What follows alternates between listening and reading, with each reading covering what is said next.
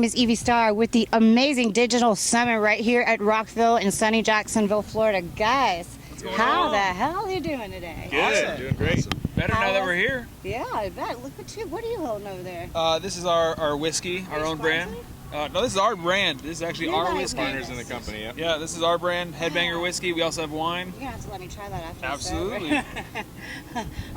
So you guys have been around since '02, but you guys obviously have gotten a brand new drummer and you're 13. Yes. How does it feel to be a rock star at 13, kid? Amazing. As long as I get to do it with these guys, it's awesome. Do you know how lucky you are? Do you think you lucky stars every single day? He's the most humble person I've ever met in my life. For Oh, 13 I'm years just old, giving him a hard time. he's honestly the most mature person on our bus. like most of the time I have to babysit these guys. Yeah. Oh, you got it rough. I do. You're lucky you're not 16. You don't have to be the DD yet. There you go, right? So, brothers, how honored are you to get to play together on stage? I mean, being brothers, we love playing with each other. And then, Well, I mean, that didn't come out right. right. But, you know, it is cool to share the stage with your brother. And then, Guido and I mean, we've all known each other since we were younger. You've been since 12, right? What's that? Are you? No, I've been in the band since we started, yeah. You're Guido. Yeah. Okay. There was some current and old members. Yeah, it's and kinda I hard was to keep trying track of it. figure out who was who. I Yeah. knew like the names, and I'm like, wait a minute. No, it's a lot. Okay. Keep track So, of you guys have come a long way, and it's been a long road, obviously. It's been, what, 12 years since you started? Well, with Digital Summer, it's been about 8 years with Digital Summer. But we've all been playing together with different bands. Who Like else in is 8th grade, in me and him Trinidad? started jamming. Anybody else related? Or Nothing. just- I mean, in our hometown, high it was school Shaded stuff. Gray, high your school bands and hometown shit. is? Phoenix, Arizona. That's Yeah. But How's the sun different out here? The humidity's rough. humidity's rough. But you know what? I just flew in from Phoenix last night actually, and it was hot as shit. So I'll take this Feels breeze nice, with the yeah. humidity I next to the actually went water. Vegas a couple weeks ago, and it's so dry. It's so different. Oh, yeah. It's different heat. I'm happy to put off To the me, heat I for a say while. it this way: I'm like, here you bake, like on the outside, like you fry. There, it's inside out, like you're like in an oven instead of a frying pan. But you know, so you guys have a new album that you put out, Rewired, Unplugged. You said it has some new songs, a couple new songs mixed with a bunch of old ones. Right. It's After Hours, Rewired, Unplugged. It's some old acoustics or older songs done acoustically, kind of revamped, and then some new songs done acoustically. His first record with us, actually recording live drums with us, and it was kind of just an in-betweener before we start writing this next record. When is that gonna happen? We don't have an exact date of when we're dropping yet. We're actually in the writing process now. You caught us smack dab in the middle of our tour with Volbeat and Trivium currently. Nice. So when we get home from that, towards mid-May, Right. we'll start finish writing for the next record. Hopefully at the studio. I have to ask you guys because I always seem to ask this the wrong way and I never get the right answer. To me, like the song Forget You is such great medicine because it says exactly what I would want to say to someone. How do you learn to channel that into a song and words that work and make it so passionate and powerful? I mean, I know you've obviously the influences of your ex-girlfriends, No, you know what it is? but I think with Digital Summer, we try to. I mean, I think with any band too, you try to write music that people can relate to. Yeah.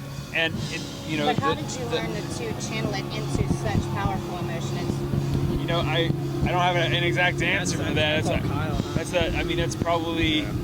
Well, answer Kyle. You just said about Kyle. Well, I mean, you got to put everything into it. I mean, it just Well, it's when you're like- connected to that music, everything just pours out. I guess, I mean, let me try to explain it, like non-playing. There's songs like, I Said It, Enemies, Right. all those songs, like, to me, like, that is so powerful. And to be honest, music is to me the best medicine there is. It can cure right. just about any illness. So I'm just, as a songwriter myself, I want to know how the hell you do it because I'm an angry person sometimes and I can't seem to get it to come out as clearly and as simple I think as you guys. with any musician though, I think they all have, you know, whether it's guitar, vocals, bass, piano, you know, whatever it is. As a musician, you find your way to vent your personal issues and turn that into that healing process for you. And with Digital Summer, you know, we try to be, you know, radio friendly, you know, rock music. That's what we like to do. It's what we like to play, and that's how it comes out. And we're just glad that people respond to it the way they have.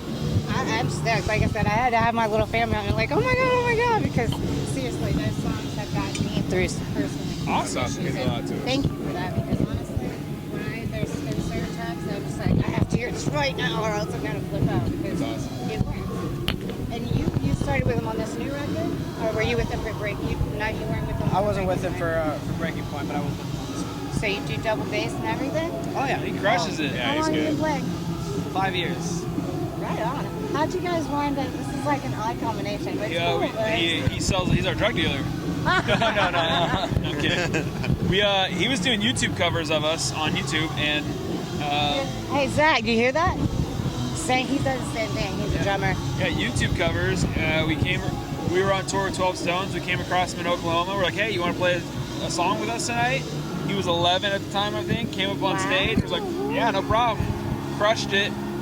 The following tour, we parted ways with our drummer on some personal issues, and we called him up, and we're like, you want to come out and play some drums? And You got so lucky, man. Here he is. Yeah. I'm so stoked for you. Like, you know, we're a humble completely about independent it. band. We do everything I noticed that ourselves. you guys own your own label now, Victim Entertainment, right? From the start, it's been Victim Entertainment. Okay, online it said Indigo at first, so. There was a time we were with Indigo for management at a period of time for about a year, and we parted ways with them. Good company, great people over there at Indigo. We But just you guys own your own thing now, so Everything's how did you get all this transition into the business? Like, you own your own label, you have your own liquors, like, we're hard workers. who's the That's genius it. of this? Yeah. Hard workers. We know from the start that if we want to succeed and we're independent, then it's got to be us doing the work. So if we do well, it's because we busted our ass. If we do horrible, it's because we were lazy. Bottom line, there's nothing else to it. I like that. You don't blame anybody but yourselves. Yep, That's exactly. very cool. It's a good, Never got good a single handout. We've worked for everything we've obtained. That's very, very honorable and admirable. I adore you guys as a band. I think it's awesome. This is your 4th record, but 5th because you had an EP in there. Why the EP in the middle? The EP was honestly just a promotional tool we used for a little while. Before we ever played our first show as Digital Summer, we passed out over 20,000 demos. So the Now EP that's was a kind lot of the of same work. thing. We'd burn CDs night after night after night, just Shows non-stop. like this in the parking lot. Just We'd be on here the at big windows. festivals, flyering cars and When they got coming out, inside, handing out, flyers. and even today, you know, every show on this Volbeat tour that we're on, we're at the exits, handing out cards, just promote. gotta It's put your name shameless out there. guerrilla style marketing, and you know, there's a ton of good people in this industry, and there's a lot of shitty people in this industry, and we're just trying to be one of the good ones. That's it. Awesomeness. You guys, you ready to have some fun? Let's do it. Okay. This is my magic purse. It's full of random topics. They were picked by fans, so do not blame me. I'm in a nice mood today, though. So if you get a shitty topic that you don't think anybody else would want, throw it. Okay, Okay? Kyle, you get it.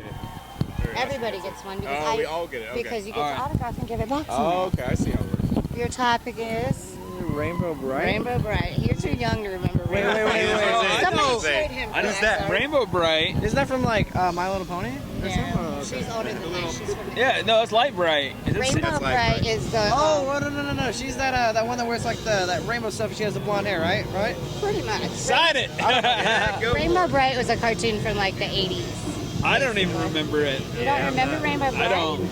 She's the same era as like Punky Brewster and the Smurfs and the Wuzzles and all that. Like He-Man. I was born in '85. I'm old. So old. Let's get another one. Let's get another one. Okay, yeah, go ahead and do another one because that's really not fair. Star Trek. You know that one. You know that one. What's the question? That. I don't know. Whatever you want to talk about. It's your random topic. When you think of Star Trek, what do you think of? Spock. Spock. The guy with the ears and There he you like go. does that all the time. Sign Why that do you shit. like Spock so much? Because he's Sexy. like, he's sexy. I mean, he's got a nice bod. Why not? I want to caress those ears. There you go. I'm gonna put Rainbow Bright back in on top, so don't get the top one. Well, you can pick out the middle, doesn't it? Oh shit. Andy Griffith, still ahead of my time, but I will remember black and white. He was in black and white. That's all I remember. The whistling. Well, he was Matlock too. Couldn't tell you. Right here. You know, Andy Griffith played Matlock in the movie The Yeah. Matlock, and he played Andy. I don't remember any of it. Guy with white hair. Hey, I am a grandmother. fine. Our sound guy I was remembers born in Andy 70. Griffith. You remember Andy Griffith? Okay. Somebody at least. 40 though. I'm 35. You're I'm making me kidding, feel I'm bad. We got a bunch in there. Oh yeah. The cool thing is nobody ever gets to talk about Betty this White. again. Betty White's my main bitch. She's Hilarious. She is hilarious. So bad. I would tongue kiss her. Yeah, I would probably make out with Betty She's White. like would your think, cougar. Yeah, she's our main cougar. We would our fantasy cougar. Right there, Betty Very White. Cougar, Betty White. All right. There you go. I have Sharpies in here if you guys need them. Samurai swords. Samurai swords. We Did we actually just become best friends? we actually bought wood samurai swords at a truck stop. We keep them in That's our a true our story. studio now. When we're on tour, we bought them. Not Yeah. like that. Come on now. I mean, yes, but no. So we do like samurai swords. Nice. For Do you secret own any ninjas. other ones besides wooden No, ones? Kyle was looking at one in we know Iowa's nunchucks. largest, in the world's largest truck stop. Have you Kyle ever almost knocked bought one. yourself out with those? No, they're like foam. Oh, okay. Knock on wood. I have knocked myself out with nunchucks before. That's In the badass. glass case, they had like zombie ones. They was like zombie the killer truck stop, samurai right? swords. Yeah, it was they were like, sick. I was like, I want to get one now. We were this close to buying them. You should have bought it. Right on. Now you have a new fun game. You can go sword fight on there. Guys, thank you so much. I hope you enjoyed the interview. I very much enjoyed it. Appreciate it. And it was a pleasure meeting all of you. absolutely. This will be on Z13 Radio. It will also be on my website, evstarmusic.com, as well as my company's U Productions LLC. I will give you a business card here in just a second. Sounds good. But peace out, everybody. Later.